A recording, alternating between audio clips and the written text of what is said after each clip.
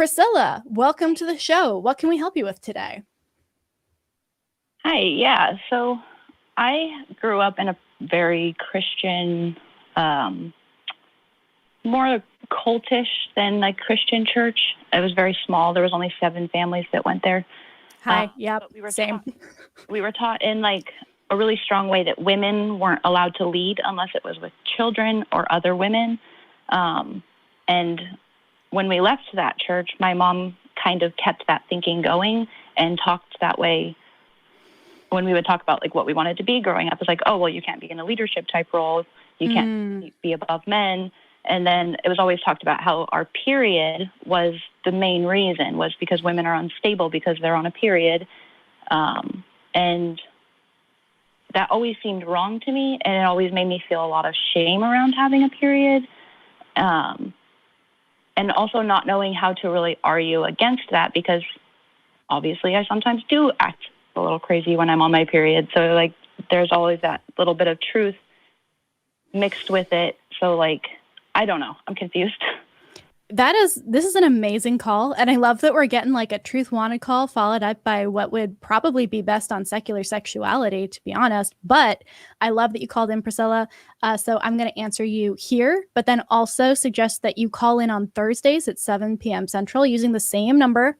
That will get you access to our show about sex and relationships and gender and all of those wonderful and complex dynamics. We have therapists on that show and guests who really know their stuff. So definitely call in there as well. But I do want to touch on this because this is a real issue.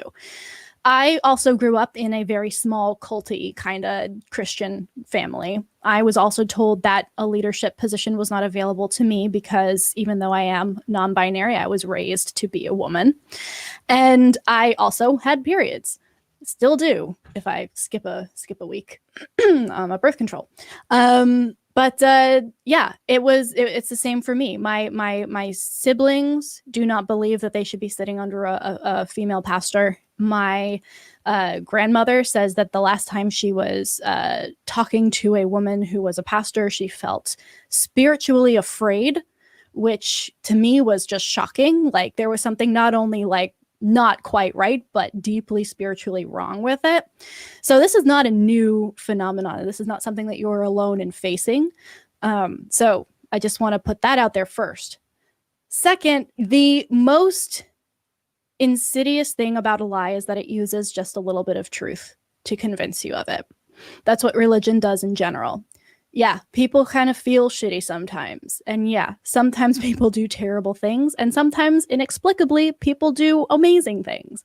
And we have fear of death. And we have this sense that there's something more and that we don't quite understand everything. All of those things are true. But the jump from these things are true, therefore you must believe all of my claims around the topic about why we're feeling this way and what it means and who's up there and what's down there, you know, like all of this, they don't necessarily correlate, right? And in the same way, yeah, it is a known fact that hormones get kind of out of whack a week before your period, right? That is a thing that happens to everybody who has periods. But that by itself as a fact has nothing to do with anything relating to spirituality or religion or morality or the way a social structure should be created. So yeah, I understand that sometimes you will experience a thing that feels true and that will work to back up a claim that someone else has made for you.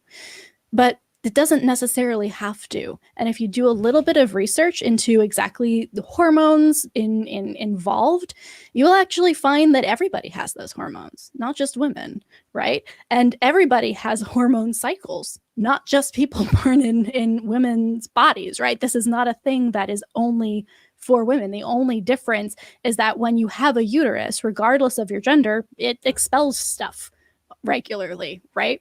That's all that means. So yeah, I think, I don't know, this is a much larger conversation to have, and I encourage you to call into secular sexuality. But what are your initial thoughts after hearing that? It feels good to be validated that it's something that all people go through, and yeah, sorry, my brain just kind of went blank for a second. That's okay. Happens to me all the time. Knowing that all humans have similar types of hormones going through them, and to remember that it doesn't affect whether or not we can lead or not. It's our leadership ability to lead or not what's happening in our pants, which is kind of how I've always felt. It's just when I would start to act a little crazy on my period, I'd be like, oh, well, maybe they're right. You know, maybe that's exact. It's like a reaffirming each time. And I just didn't know how to get that out of my head. Yeah. Yeah. Priscilla, it might help you to think about, instead of what people describe society as, let's look at what society is actually like. Who seems to start all the bar fights? It's men. Who seems to start all the wars? It's men. Who are in the prison system? It's men. And there might be reasons for that are aside from hormonal levels. It might be societal levels, but they're cherry picking certain facts about your biology and the biology of people who have periods and people who have hormonal cycles, which are all people. And they're pointing to you and saying, well, because you belong in this category, you can't think clearly. It's a bunch of bullshit. And it's something that has been ingrained into your head, and it's probably going to take you years and years and maybe the rest of your life to shake it off. Other people telling you who you are as opposed to you knowing who you are. I'll tell you, I've lost my shit before from anger in places.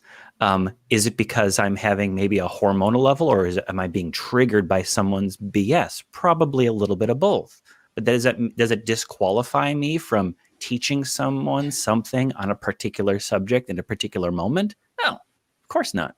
We'd all be disqualified from everything if we were judged based upon our moments of lack of control, right? Including the jackasses that told you that. Exactly. Also, it's worth noting that, let's take a real world example, right? The pandemic that's been going on worldwide, the countries that are led by women, who have women prime ministers or presidents, they are the ones that are handling the virus the best, right? They are the ones data driven. This is an actual fact. I can link the actual thing here just so everybody has access to it. That's so awesome. Someone can send that out there to the chat, you guys. They're all doing a better job than the countries that are not led by women. Maybe not all, but statistically, if a country is being led by a woman, they are better at managing this pandemic. And again, it doesn't have anything to do with hormones, right? That is not a reason for anything, right? And we got to get out of this habit of making it about our biology, right? If there is one thing that I'm tired of talking about on every level of my existence, it is, but what about your biology? Or what about your hormones? Or what about what's in your pants, right? These are things that are real, that affect all of us, but do not come into play when we're talking about things like leading, when we're talking about things like education, when we're talking about things like human rights. There is no correlation there. And it comes from this ancient desire to understand how to procreate, right? And so we set up society way back when to be like, okay, these are the people who do this part of the having kids, and these are the people who do that part of the having kids. And so that's how we need to set things up, because the goal is to have more kids, and it makes it easy if we set things up this way. But we have evolved so far beyond that. So it's not even something that needs to come into the conversation anymore. And unfortunately, a lot of religion is still stuck in that old mindset, especially the more fundamentalist or orthodox kinds of cults. So 3,000-year-old thinking yeah, is what it is. And it's not updated to make checks on reality. We talk a lot about leadership too, as though leadership were the only quality to think about. But let's talk about not following, but cooperative action. Those societies that have chosen people who are leading us out of the pandemic in a more holistic, in a more comprehensive way, are societies that are probably more likely to think about societal well-being as opposed to individual rights above all, über alles. And maybe the societies that elected those leaders, women or not, are those who put a premium on everyone succeeding. And it just happens that those leaders that are chosen are women in that instance. So I think you're right, V. This goes back to ancient type of thinking where leader of tribe is leader who leads warriors. Warriors defend us from others. Me leader, me in charge, me tell you what do, right? No, I that's ancient thinking. We don't do that anymore. We don't need to listen to the people that can lead us into battle anymore for our decision making. We can listen to experts who might have smaller muscles, but who can help us understand subtle problems. And the fact that women on average are of smaller muscles than men, I think we're turning a corner on that. We're rounding the curve on that kind of bullshit thinking, but we're not there yet. And maybe we're at this time in history where we'll remember a before and an after. And it seems really hard for us because we're not there yet. But we are going to get there by resisting that kind of thinking and keep on pushing forward. And I'm sorry you're in the crossfires, but you can play a role in changing that way of thinking. Yeah, that's really cool. Thank you. Yeah, I think that just looking at it from a completely different mindset versus like the old mindset and researching it more and hearing more opinions and like the debunking of that thought is really just going to be a lot of research and talking with people. And so, yeah, I'll call into the secular sexuality. Perfect. Good. Please do. And Priscilla, honestly, like, kudos to you. Like, this is a difficult conversation to talk about with anybody. And you just called into a live show in front of other people to talk about these things that need to be destigmatized, that need to be said. That is immensely brave of you. And, you know, my metaphorical hat is off to you. So thank you for having this conversation with us today. Thank you. Yeah, it really brought it up because I heard my mom talking to my niece, her granddaughter, about it. She's about 6 years old, and she was saying those things to her. And I was like, whoa, I remember that conversation happening with me, and I don't think that's true anymore. And really diving into it all night. And then I remembered you guys had the show today, and I was like, oh, so thank you so much. I love it. I want to have the right words for her. Absolutely. Right. Thank you so much for calling in, Priscilla. Thank you. Have a good day. You too. You too. Oh my gosh. That was an intense call. I got passionate about that.